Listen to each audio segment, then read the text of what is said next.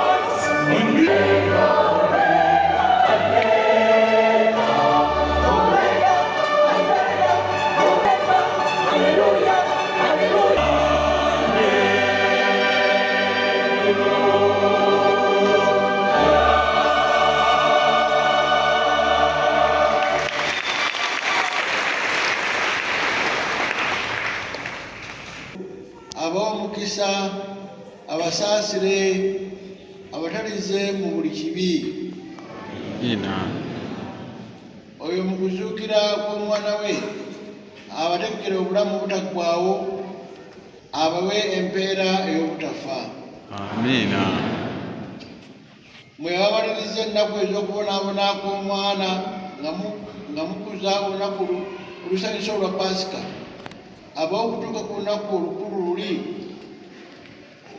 olukuzibwa mu ssanyu eritaggwaawo, emitima gyammwe gijjudde essanyu. N'omukisa Katonda omuyinza wa buli kantu, Paati ne Mwana ne Mwoyo Mutuukirivu gubakeko gusigale nammwe ennaku zonna. Mugende mirembe. Aleluya, aleluya.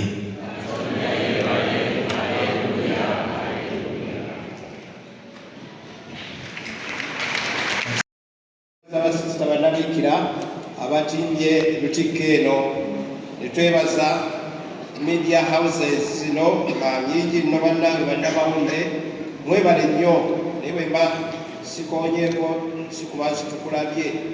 Aba social communication Kampala Archdiocese, Radio Maria, Daily Monitor. Nga bwe yagamba aleluya.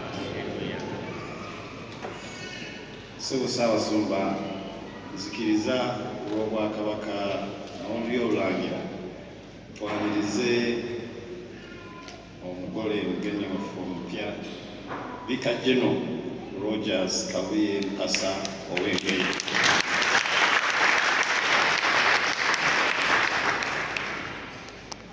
Olunaku luno lwa ssanyu, lunaku lwa kujaguza, kubanga Mukama azuukidde nga bwe yagamba. Eklezia erina ennaku nnyingi nnyo enkulu, naye nkakasa luno lwe lumu ku zo, kubanga olyawo singa Kristo teyazuukira wandigambye nti oba byakola byonna ebirala tebiiyo. Naye lunaku lwa kujaguza, lunaku lwa ssanyu, ate lunaku lwa kwefumiitiriza. Lwa kwefumiitiriza nti twongere okukola ebikola ebirungi bye tuyize mu kiseera kino, empisa ennungi ze tubaddeko mu kiseera kino tuzongere mu maaso, twongere omutima ogwa sseruganda, okwekuba mu mutima nga tuyamba abo be tubeera nabo oba olyawo abatali bulungi nga ffe. Kiseera kya kwagala ate n'okwagaliza abantu abalala okubeera obulungi. Ekiseera kino era kikubiriza okwongera n'okunyikiza empisa ennungi ezo mu maka gaffe, ate ne mu bukulembeze ne mu nsi yaffe okutwalira awamu. Twetaaga okwongera okunyikiza obutebenkeze mu maka gaffe, ate n'ensi yaffe eyongere okutebenkera. Kyakusoomooza eri buli mukulembeze mu mitendera gyonna okwongera okulaga omutima ogwo ogw'ekisa ogw'okwagaliza mutima ogwa bulungi bwansi ensi yaffe yongere okutebenkera ku misingi emirungi, emisingi egya Kereziya n'emisingi egy'obuwangwa egy'okweyisa obulungi, kubanga tukimanyi bulungi wano mu Buganda nti empisa ennungi z'emu ku mpagi eziwaniridde Obwakabaka. Ensi yaffe tukyalimu ebisoomooza bingi era byetwetaaga okugonjola. Twetaaga ensi nga teri kusosolwamu, teri kuyiikiriza, ensi ejjudde ejjudde amazima n'obwenkanya. Ssaabasumba atugambye nti mu maaso ga Katonda teri byana na baana, tuli kimu mu maaso ga Katonda. Kale enkola eyo twetaaga tubenga ennyikira mu buweereza bwaffe mu bantu ne mu nsi yaffe. Ebyokusoomooza Ssaabasumba bikyali bingi, ne mu Buganda tukyalina ebisoomooza bingi. Mumanyi bulungi waliwo ebintu bya Buganda ebyawambibwa Obote, ne tufuna bannaffe ne batuyamba okubinunula, naye ate bwe babinunula ate bannaffe ne babisigazaako ebimu. Bingi byatuddira naye bingi Buganda byekyabanja. Kale tusaba mu mwoyo gwa Pasika ebyo byonna Buganda byekyabanja, bannaffe beekuba emitima bagizze. Gavumenti eri mu bizimbe by'Obwakabaka bingi, naye mwaka ku mwaka erekebwa ebbali, kubanga omwaka oguwedde era Buganda teyali mu bajeti nga bali mu bizimbe eby'amaanyi: Kigo Barracks, Makindye, Bombo, Mbuya, amakomera. Amagombolola ga Buganda gaaliko amakomera naye bannaffe baagatwala. Naye tusaba bannaffe mu mutima ogwa Pasika beekube omutima alisa amabanja ga Buganda basase. Okusoomooza okukulu kwendaba mu bakulembeze kwekuzaamu kwekulaga obwenkanya n'okuzaamu abantu essuubi. Tufune ensi buli omu yeetakamiramu. Weewaawo mu Buganda tukyabanja federo, naye nsuubira nti engombe empya Ssaabasumba eri nti Katonda mbeera nga naawe embeera okwotadde. Twongere amaanyi mu bukozi, mu bunyiikivu mu buli kye tukola. Federo eritusanga eyo. Twongere amaanyi mu kulima emmwanyi, oba ebitongole bwebiri oba tebiriiwo, ekyobukozi kyo kitukakatako. Kale nkubiriza abantu naddala mu biseera bino eby'enkuba okwongera amaanyi kulima emmwanyi. Njagala okumaliriza Ssaabasumba nga nkubiriza abantu baffe okusoma ebbaga eryo ery'abasasedooti ery'Ekereziya lye bawandiise, kubanga nabisomamuko nga lituyamba ensi yaffe okwongera okutebenkera mu maka ne ku mirimu ne mu bukulembeze obw'emitendera gyonna. Kale mbakubiriza abo bonna abaagala enkulaakulana n'obutebenkevu mu maka ne mu nsi yaffe okugula ebbaga eryo ery'Ekereziya lye bawandiise. Njagala okumaliriza nga mbaagaliza emikisa n'essanyu lya Pasika libeere nammwe ekiseera kyonna. Katonda abakuume.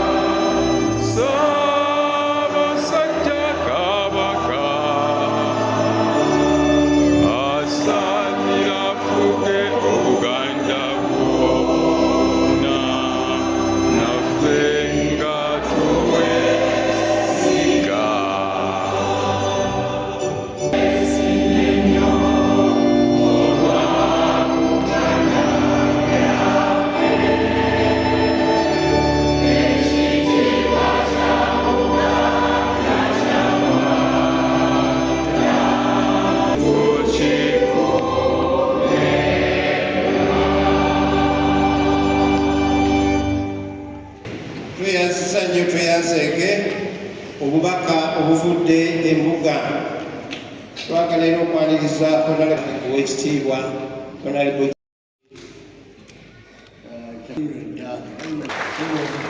kulabiranga twebaliza Ssaabasajja kulaba yetaba makulaawa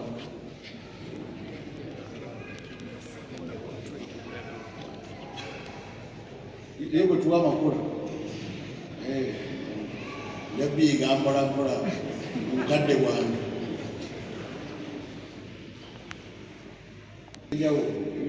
sibyogerekeka yenfunye era nebintu ofuna bulijjo ate ne Kristo nolwaleero nafunye era waliwo ab'olulango bo olabirawo nga bituuse bevudde wa mukyala Makaayi nogambiizenjawa naye n'abalala bangi abatuwa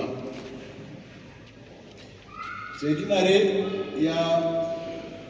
ya Kelesiya Cathedral etuuse mu October bagibabuulirako dda era aba Cathedral Foundation bajja kukola omulimu munene nnyo okulaba nga etuuka ku mutindo ogw'okuginyiriza nga tukuza emyaka 10. Bakadde baffe abo baakola nnyo okuzimbira Cathedral nefaana bwingi obulungi ne bwogenda mu nsi yonna yemu ku ezo ezazimbibwa eziwuniikiriza abantu nga bagitunuddemu bazirabyeko. Amaanyi ge baateekamu amagezi obukugu n'obuzira baba baalinyanga batino waggulu baakola kinene nnyo.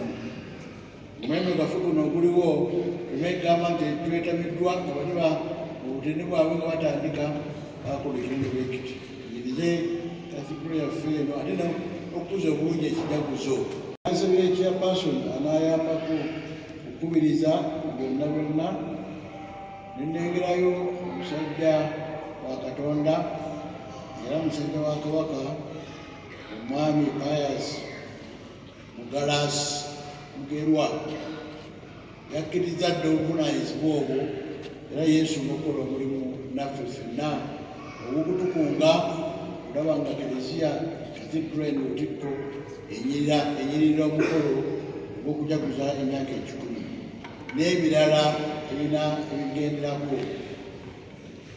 Lowooza enkuba yamugaanye okujja simulaba waali naye mujja mutegeera kitobudde kyanyu bulungi ajja kwambira mu mitendera egy'enjawulo ate ne ttiimu gy'anaakola nayo ate nga bwembegedde ne Cathedral Foundation netubeebaza n'ettaffaali ne mwassa nalyo